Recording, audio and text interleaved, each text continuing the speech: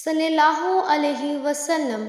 عزیزان گرامی، السلام علیکم ورحمۃ اللہ وبرکاتہ۔ آج ماہ رمضان کی آخری طاق راتوں کا، جس میں لیلۃ القدر کی رات پائی جاتی ہے، کہ ایک ایسا شرطی عمل جسے پڑھنے والا کھلی آنکھوں سے رب کے کمالات کو، رب کے معجزات کو دیکھتا ہے۔ رمضان کے 3 اشرے ہیں۔ پہلا اشرہ رحمت کا، دوسرا اشرہ گناہوں کی بخشش کا اشرہ، تیسرا اشرہ جہنم کی آگ سے بچنے کا۔ ایک بار محمد مصطفیٰ صلی اللہ علیہ وسلم صحابہ کرام سے بات کر رہے تھے۔ فرمایا کہ بہت جلد آپ پر ایک ایسا مہینہ نازل ہونے والا ہے، پوری امت کو ایسا مہینہ نوازا جائے گا جسے ماہ رمضان کا مہینہ کہا جائے گا۔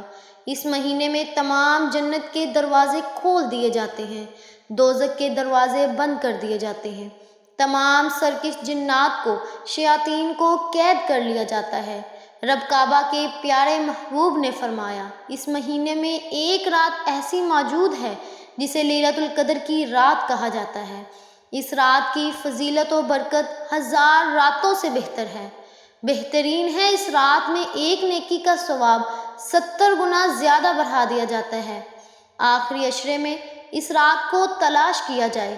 آخری اشرے کی طاق راتیں 21ویں رات، 23ویں رات، 25ویں رات، 27ویں رات یا 29ویں رات ہے۔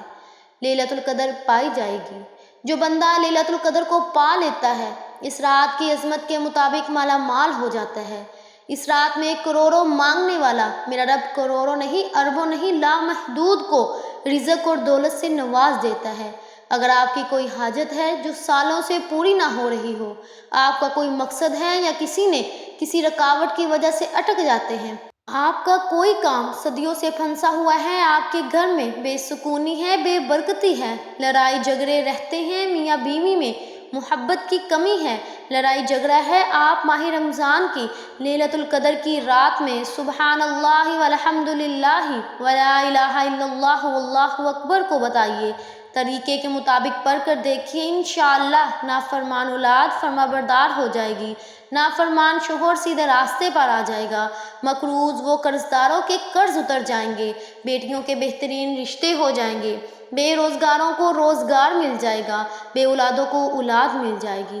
کرنا کیا ہے؟ صرف رمضان کی آخری چند راتوں میں سبحان اللہ والحمد للہ ولا الہ الا اللہ واللہ اکبر کو کثرت سے پڑھنا۔ تو آئیے، جو بندہ ماہ رمضان میں لیلۃ القدر کی رات کو تلاش کرنا چاہتا ہے، لیلۃ القدر کی فضیلت و برکت سے مالا مال ہونا چاہتا ہے، اس مہینے کی عظمتوں کو کھلی آنکھوں سے دیکھنا چاہتا ہے، اپنی اور اپنے آنے والی نسلوں تک کامیابیاں دیکھنا چاہتا ہے، تو آج ہی یہ بتائیں گے، طریقے کے مطابق کر لیجئے۔ اس سے پہلے اگر آپ اس چینل پر ابھی تک نئے ہیں اور آپ نے اس چینل کو سبسکرائب نہیں کیا تو خدا را اس چینل کو ابھی سبسکرائب کریں، کیونکہ ایسے بہت سے طریقے ہیں آپ کے حوالے ڈیلی بیس پر کرتی ہوں۔ اب ہم 29ویں شب کی عبادات سیکھیں گے۔ سب سے پہلی عبادت 29ویں شب کو 4 رکعت نماز 2 سلام کے ساتھ پڑھیں، یعنی 2 کر کے 4 رکعت نماز پڑھیں۔ ہر رکعت میں سورۃ الفاتحہ کے بعد سورۃ القدر 1 مرتبہ اور سورۃ الاخلاص 3 مرتبہ پڑھنی ہے۔ نماز کے سلام کے بعد سورۃ الم نشرح ہے، سورۃ الم نشرح 11 مرتبہ پڑھنی ہے۔ دوسری عبادت 4 رکعت نماز 2 سلام کے ساتھ پڑھیں۔ ہر رکعت میں سورۃ الفاتحہ کے بعد سورۃ القدر 1 مرتبہ اور سورۃ الاخلاص 5 مرتبہ پڑھیں۔ سورۃ الفاتحہ کے بعد سورۃ القدر 1 مرتبہ اور سورۃ الاخلاص 5 مرتبہ پڑھیں، اور سلام کے بعد یہ درود شریف 25 مرتبہ پڑھیں۔ اللہم صلی علی سیدنا محمد وعلی آل محمد، یہ درود شریف 25 مرتبہ پڑھیں۔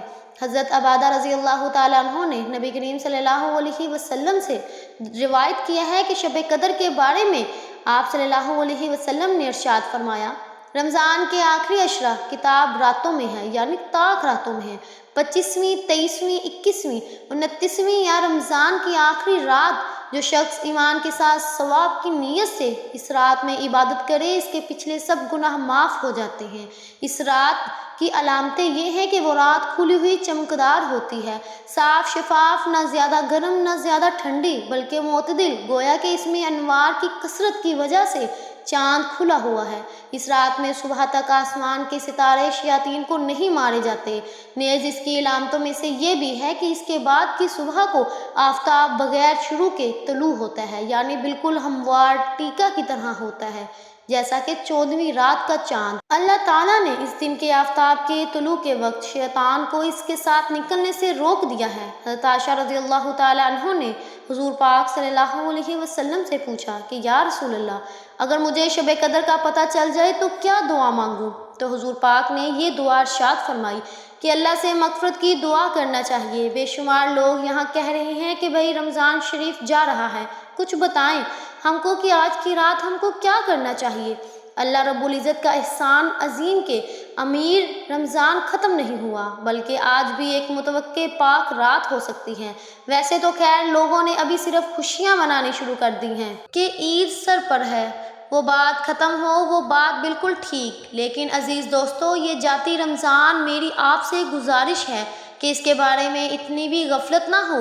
آج کی راتوں کی جو مبارک سماعتیں ہیں ان کو ضائع نہ کریں، یہ تاک رات ہے، عین ممکن ہے کہ آج بھی شب قدر ہوگی، رات ہو۔ عزیز دوستو، اس بات کو یاد رکھنے کی ہے کہ جب آپ نماز میں کھڑے ہوتے ہیں نا تو اللہ اکبر میری آواز پر کھڑے ہوتے ہیں تو یاد رکھیے شیطان پیچھے سے فوراً آ جاتا ہے۔ اب آپ سے باتیں کرے گا، آپ کو ادھر ادھر گھمائے گا، یہ کرے گا وہ کرے گا، پھر تھوڑی دیر میں آپ سے کہے گا کہ بس کرو تو کر دیں گے آپ، لیکن یہ تیری نماز کیا ہے؟ یہ کون سے طریقے ہیں؟ یہ کیسے نماز قبول ہو سکتی ہے؟ اس نماز سے تجھے کچھ نہیں ملنے والا۔ صحیح، یہ بہت بڑا دھوکہ ہے۔ خشوع اور خضوع کہتے ہیں، جی خشوع اور خضوع سے نماز پڑھنی چاہیے۔ خشوع اور خضوع کا مطلب بھی پتہ ہے کسی کو کیا ہوتا ہے؟ علماء کے پاس جا کر بیٹھے ہوں، آپ کو بتائیں گے خشوع اور خضوع کا مطلب یہ ہوتا ہے جب آپ نے کہا اللہ اکبر یا کھڑے ہوئے، اب دماغ میں دوسری چیز آ رہی ہے، جیسے ہی دوسری چیزیں آئیں، جیسے احساس ہوا کہ یہ میرے دماغ میں کیا آ رہا ہے، فوراً اس کو ہٹا کر پھر اپنے رب سے کہیں کہ اللہ کے آگے کھڑا ہوں، اس خشوع اور خضوع سے ٹھیک ہے۔ تو اب رات کو ہم نے جو کچھ بھی کرنا ہے نہ، کوشش یہ کرنی ہے سب سے پہلے سٹارٹ کس طرح کرنا ہے۔ ہم نے رات کا عشاء جب پڑھ لی، اس کے بعد 2 رکعت نماز سب سے پہلے پڑھنی ہے، نفل ٹھیک ہے، نماز آپ نے پڑھنی ہے۔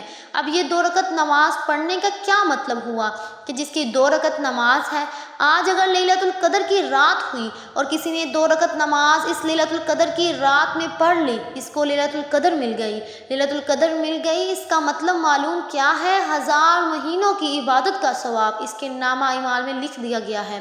تو خوب استغفار کریں، ضرور کریں، اور اپنے دل کی حفاظت کرنی ہے۔ دل کی کیا کرنی ہے؟ کوئی ڈرامہ نہیں دیکھنا، خدا کے واسطے ایک نہ گانے سننا ہے، آج کی رات ذرا نہ سننا، تاکہ جو کچھ آپ دیکھ رہے ہیں، جو کچھ آپ سن رہے ہیں، آپ اس کی دل میں حفاظت کر سکیں۔ اذکار پڑھو، 3 تسبیحات بتاتی ہوں میں، تیسرے کلمے کو پڑھنا کم از کم 100 دفعہ، ایک استغفار کی تسبیح کم از کم 100 دفعہ، ایک درود شریف کم از کم 100 دفعہ۔ کوشش کر کے رات کو سورۃ الواقعہ ضرور پڑھ لینا، جو سورۃ الواقعہ کا اہتمام کرتا ہے اس کے گھر میں کبھی بھی تنگی نہیں ہوتی۔ سورۃ الواقعہ کا اہتمام کرنا، اور فجر سے پہلے پہلے سورۃ الملک پڑھ لینا۔ جو سورۃ الملک کا اہتمام کرتا ہے اس کو قبر کا عذاب کبھی نہیں ہوگا، اللہ قبر کا عذاب موقوف کر دے گا۔ آج کا دن ختم ہونے سے پہلے پہلے یاسین پڑھ کے جتنی دعائیں کریں گے قبول ہوں گی، کہ یاسین جو ہے وہ سورۃ شفا بھی ہے، اور اللہ کے نبی صلی اللہ علیہ وسلم کے ارشاد کے مطابق آپ نے فرمایا کہ میرے دل کی خواہش ہے یہ سورت میرے ہر امتی کے دل میں ہو، اور سورۃ یاسین کے بارے میں فرمایا کہ یہ قرآن کا دل ہے، اس کو مانتے جو دعا ہوتی ہے وہ قبول ہوتی ہے۔ میں نے آپ کو تھوڑا تھوڑا بتایا، اتنا بھی کر لیں، اتنا بھی کر لیں، فجر سے پہلے عشاء اور فجر کے بیچ میں کم از کم 2 رکعت پڑھ لینا، تاکہ اگر آج شب قدر ہے تو آپ کو وہ مل جائے۔ سورۃ یاسین، سورۃ الفاتحہ اور سورۃ الملک، اور یہ 3 تسبیحات مانگ کر جو مجھے اللہ کی ذات سے امید ہے کہ آپ کی ہر حاجت پوری ہو جائے۔ آمین ثم آمین۔ ناظرین، اگر آپ کو میری یہ ویڈیو پسند آئی تو مجھے زیادہ سے زیادہ سبسکرائب کریں، لائک کریں اور شیئر کریں۔ جزاک اللہ۔